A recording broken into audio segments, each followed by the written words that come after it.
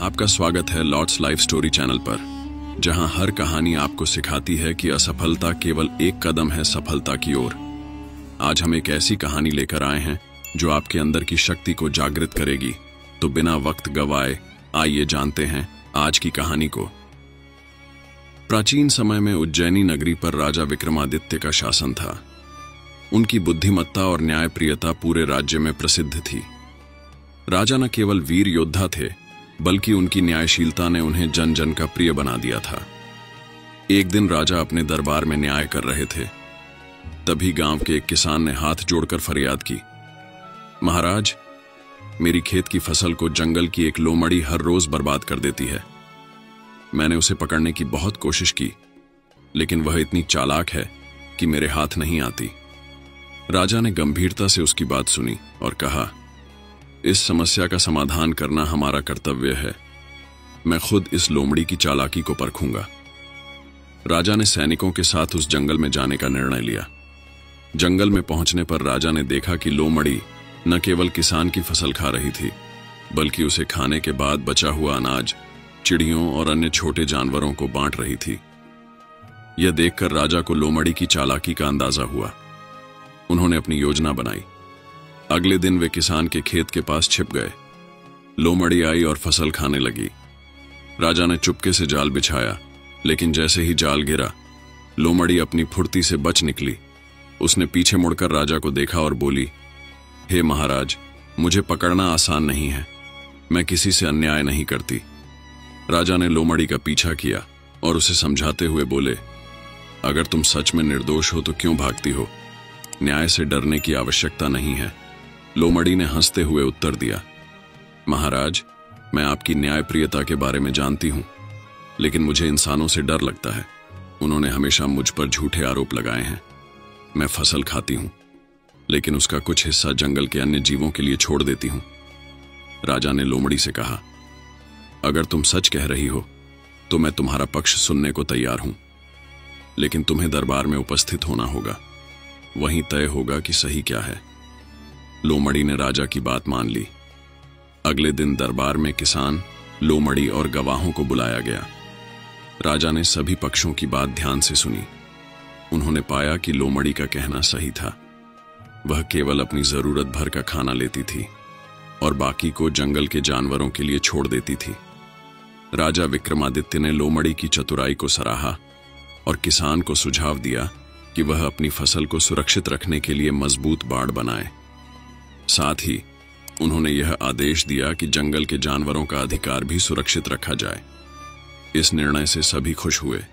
किसान को न्याय मिला और लोमड़ी की चालाकी उजागर हुई। राजा विक्रमादित्य के न्यायपूर्ण फैसले के बाद जंगल और गांव के बीच एक अनोखा संतुलन बन गया। किसान ने अपनी फसल की रक्षा के लिए मजबूत बाड़ लगाई और लोमड़ी ने वादा किया कि वह जरूरत से ज्यादा अनाज नहीं लेगी। लेकिन कहानी यहीं खत्म नहीं हुई। दरबार के न्याय के बाद लोमड़ी ने राजा विक्रमादित्य से कहा, महाराज, आपने मेरी बात सुनकर जो न्याय किया उसके लिए मैं आपकी आभारी हूं, लेकिन मेरे पास आपको देने के लिए एक उपहार है। राजा ने मुस्कुराते हुए कहा, उपहार? वह कैसा? लोमड़ी ने कहा, मैं जंगल की रक्षक हूं और हर जगह जाती हूं। मुझे ऐसी कई बातें पता हैं जो आपके राज्य के लिए उपयोगी हो सकती हैं। अगर आप चाहें तो मैं आपकी सहायता कर सकती हूं।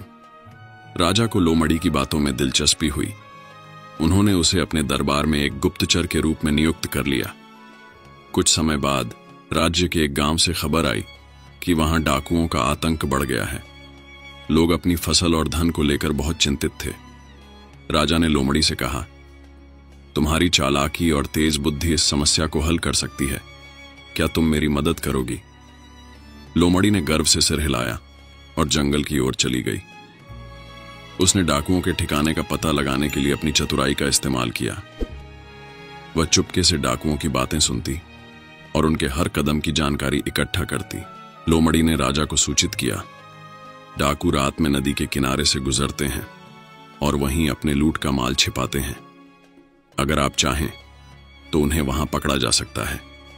राजा ने तुरंत अपनी सेना के साथ योजना बनाई। उन्होंने रात में नदी के किनारे घात लगाकर डाकुओं को पकड़ लिया। डाकुओं को न्याय दिलाने के बाद राजा ने लोमड़ी की प्रशंसा की और कहा, तुम्हारी चतुराई ने राज्य को एक बड़ी विपदा से बचाया है। इसके बाद लोमड़ी और राजा विक्रमादित्य की दोस्ती और गहरी हो गई। लोमड़ी राजा की आंख और कान बन गई। उसने जंगल और गांव के बीच संतुलन बनाए रखा और किसी भी समस्या की सूचना राजा को समय पर देती रही।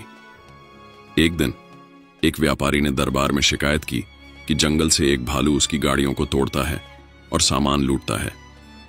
राजा ने इस समस्या को समझने के लिए लोमड़ी को भेजा।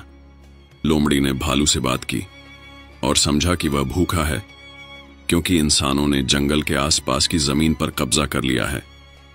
उसने राजा को सुझाव दिया कि भालू के लिए जंगल में भोजन की व्यवस्था की जाए। राजा ने तुरंत आदेश दिया कि जंगल में पौधों और फलों का उत्पादन बढ़ाया जाए। राजा विक्रमादित्य और लोमड़ी की इस अनोखी साझेदारी ने दिखाया कि समझदारी, चतुराई और न्याय के साथ किसी भी समस्या को हल किया जा सकता है।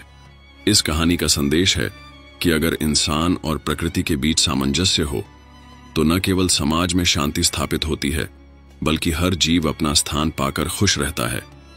इस तरह चालाक लोमड़ी और राजा विक्रमादित्य ने एक प्रेरणादायक उदाहरण प्रस्तुत किया। धन्यवाद।